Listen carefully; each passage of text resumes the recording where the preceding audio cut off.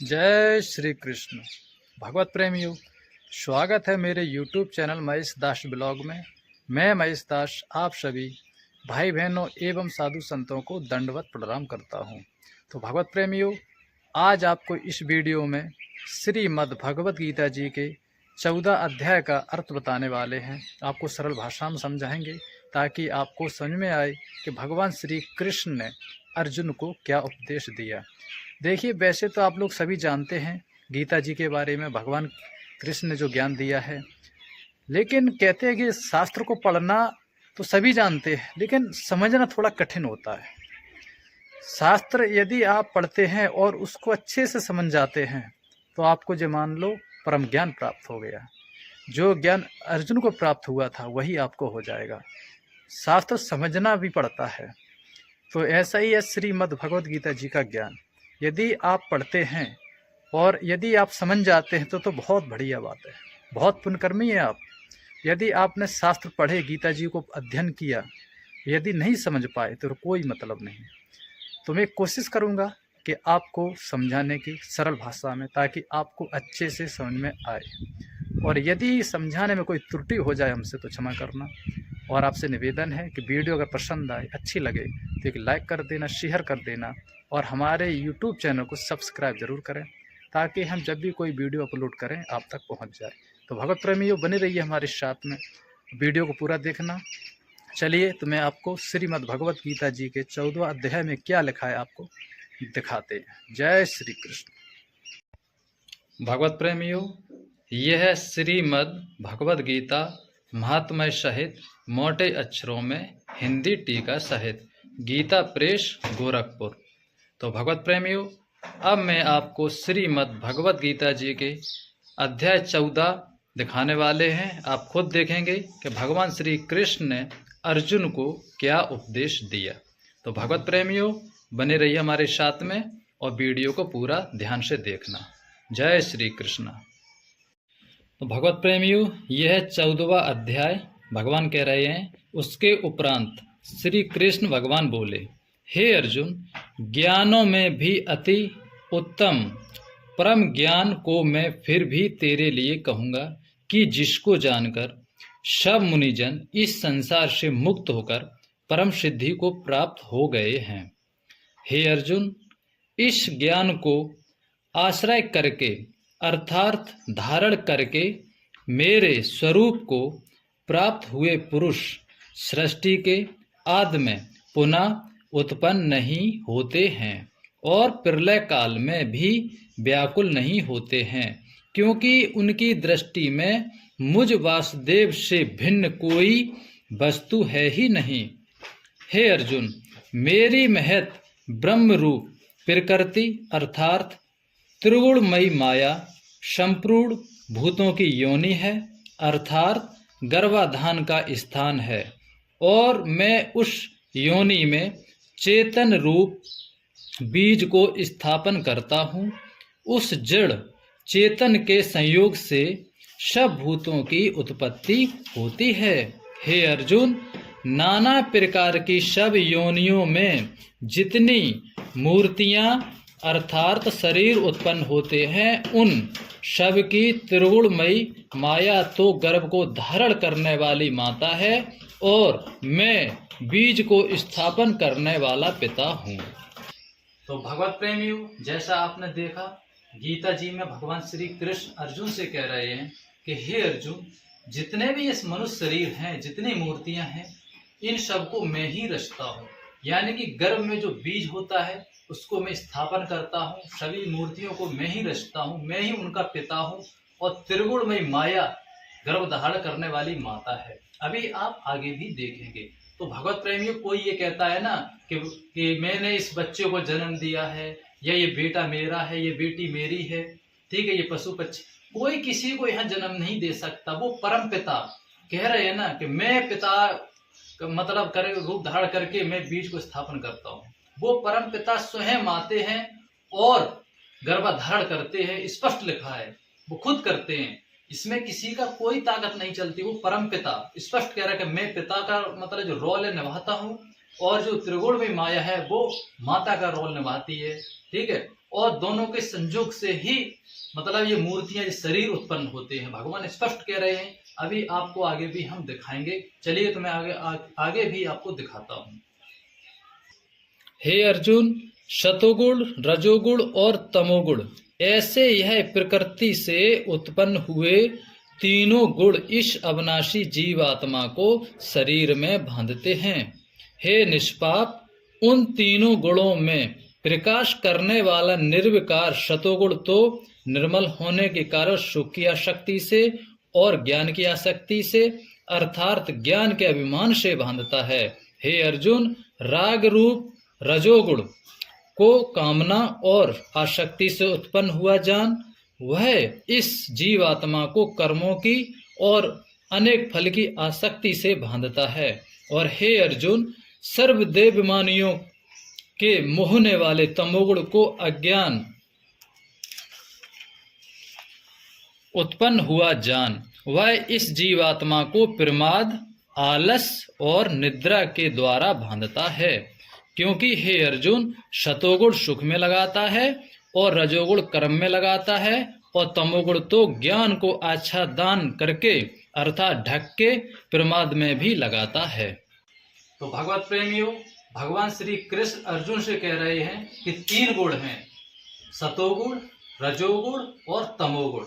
सतोगुण है सत्भावना होती है, सत्य में सुख में ले जाता है, सुख की प्राप्ति कराता है। रजोगुण कर्म बंधन में बांधता है, काम वासना, प्रेम जो सांसारिक है, भोग विलास, सांसारिक दुनिया है, इसमें हमें उसमें बांधता है।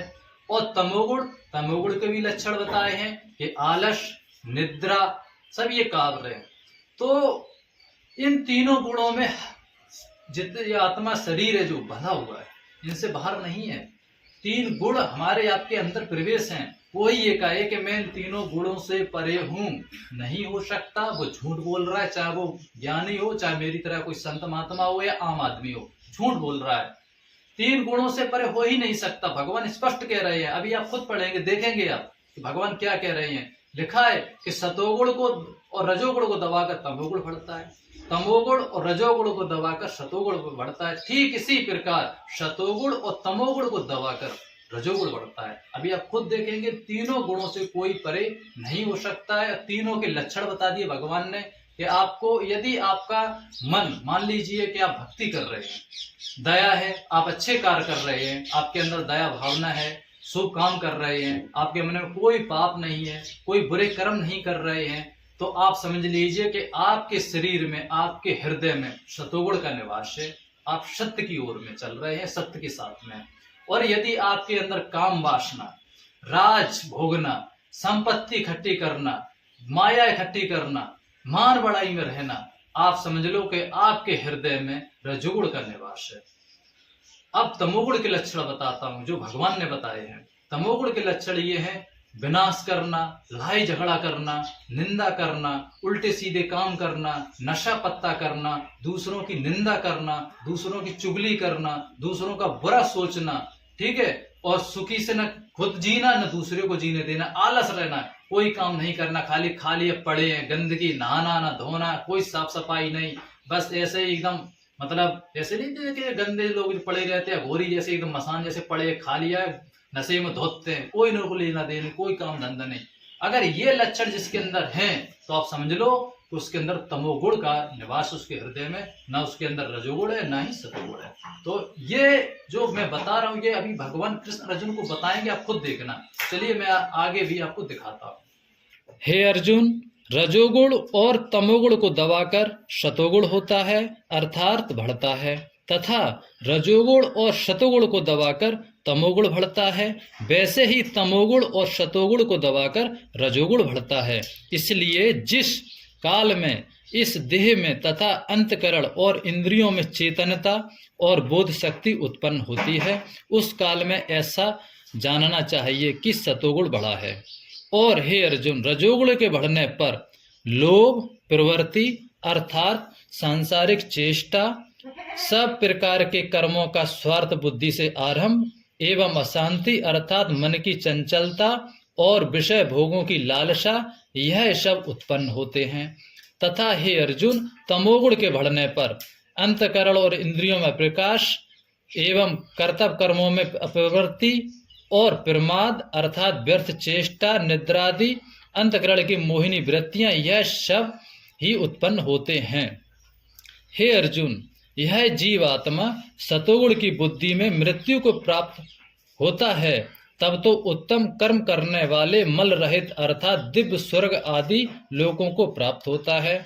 रजोगुण के बढ़ने पर अर्थात जिस काल में रजोगुण बढ़ता है उस काल में मृत्यु को प्राप्त होकर कर्मों की आसक्ति वाले मनुष्यों में उत्पन्न होता है।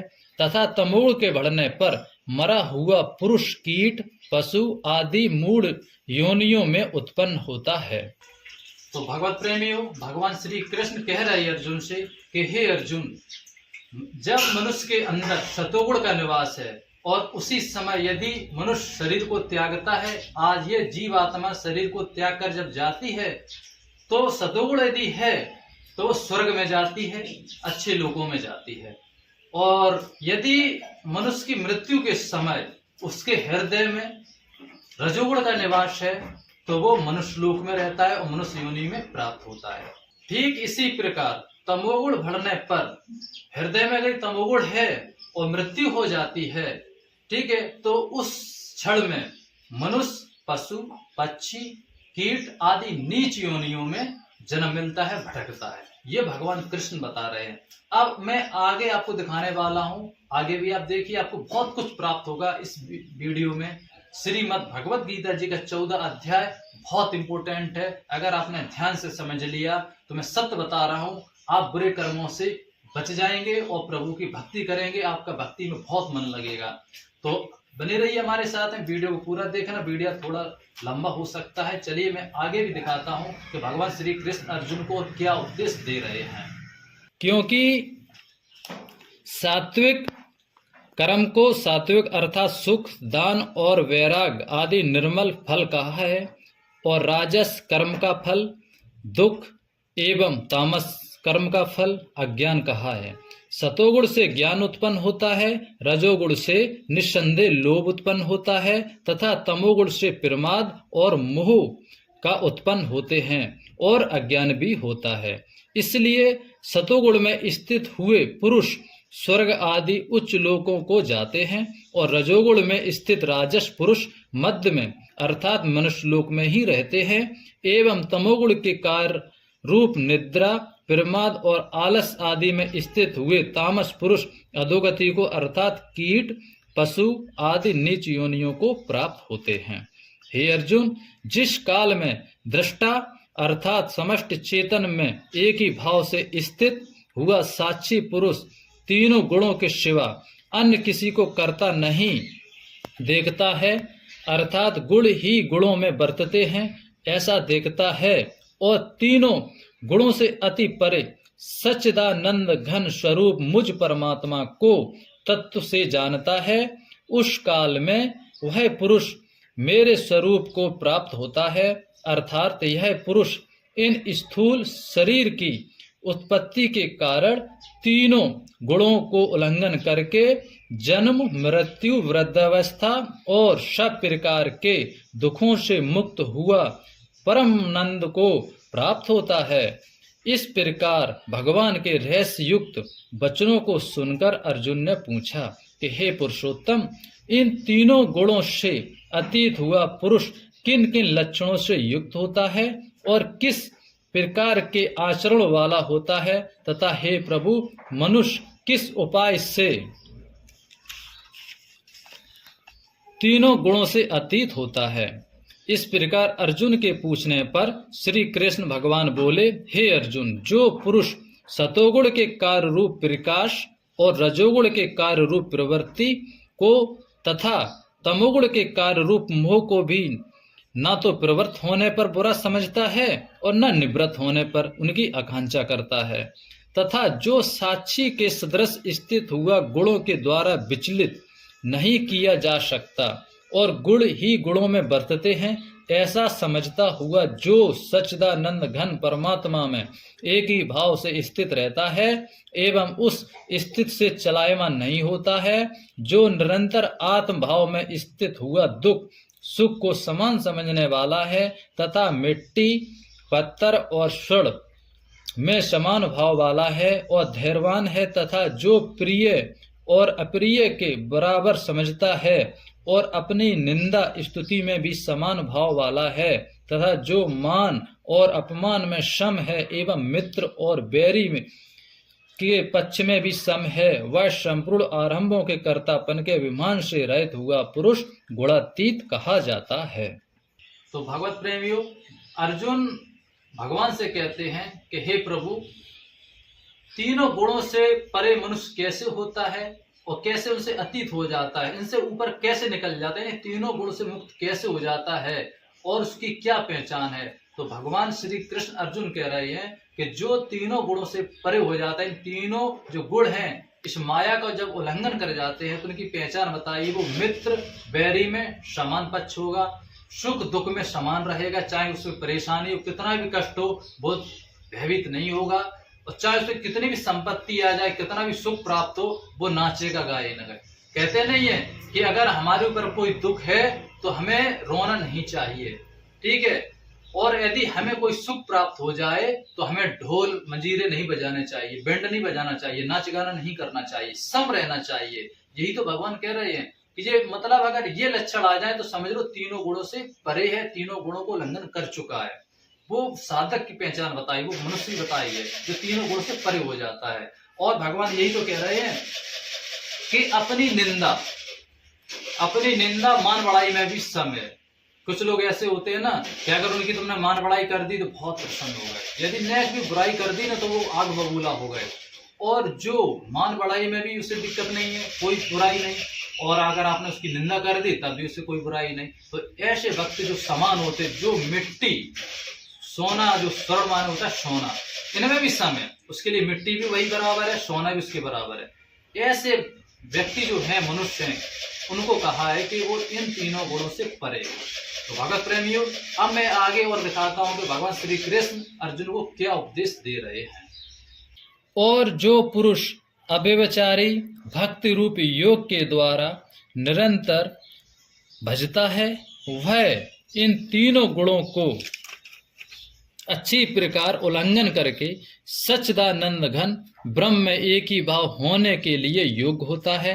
हे अर्जुन, उस अविनाशी पर ब्रह्म का और अमृत का तथा नित्य धर्म का और अखंड एक रस आनंद का मैं ही आश्रय हूँ, अर्थात उपयुक्त ब्रह्म अमृत अव्यय और शाश्वत धर्म तथा एकांतिक सुख, यह सब मेरे ही नाम है, इसलिए इनका मैं परम आश्रय हूँ। तो भगवत प्रेमियों, ये था 14 अध्याय जो मैंने आपको समझाया। आपने खुद देखा है कि भगवान श्री कृष्ण अर्जुन को क्या उपदेश दे रहे हैं। और भगवान श्री कृष्ण अर्जुन से कह रहे अंतिम उपदेश में कि हे अर्जुन, जो मेरी शरण में आ जाता है, जो एकांत में बैठकर मेरा नाम जप करता है, मेरी भक्ति करता है, मेरा सुमरन करता है, मेरे ध्यान में रहता है, वो मनुष्य, वो भक्त इन तीनों गुणों का उल्लंघन कर जाता है। वो एक रस परम शांति जो है, जो परम धाम है, परमात्मा का जो निजी लोक है, वहां चला जाता है। मनुष्य परम शांति को प्राप्त होता है, इन तीनों गुणों से परे हो जाता है, त्रिगुण माया से परे हो जाता है। लेकिन कब? जब तुम भगवान का भजन करोगे। यही तो अर्जुन से कह रहा है कि जो मेरी शरण में है, जो मेरा रात दिन नाम जप कर रहा है, मेरी भक्ति कर रहा है, तब आप इस माया से परे हो सकते हैं, तीनों गुणों का उल्लंघन कर जाएंगे। यदि आप भगवान की भक्ति नहीं करेंगे तो आप इन तीनों गुणों से परे नहीं हो सकते, इस माया का उल्लंघन नहीं कर पाएंगे। तो भगवत प्रेमियों, मुझे उम्मीद है कि आपको ये वीडियो अच्छे से समझ में आई होगी। यदि समझाने में हमसे कोई गलती हुई हो तो हमें क्षमा करना, और आपसे निवेदन है कि वीडियो को लाइक कर देना, शेयर कर देना, और हमारे YouTube चैनल को सब्सक्राइब जरूर करें। और आगे वीडियो जो बनाएंगे उसमें श्रीमद् भगवत गीता जी के 15वें अध्याय को आपको दिखाएंगे, समझाएंगे। भगवत प्रेमियों, हमारे इस YouTube चैनल को सब्सक्राइब जरूर करना, ताकि हम जब भी वीडियो अपलोड करें आप तक पहुंच जाए। जय श्री कृष्ण।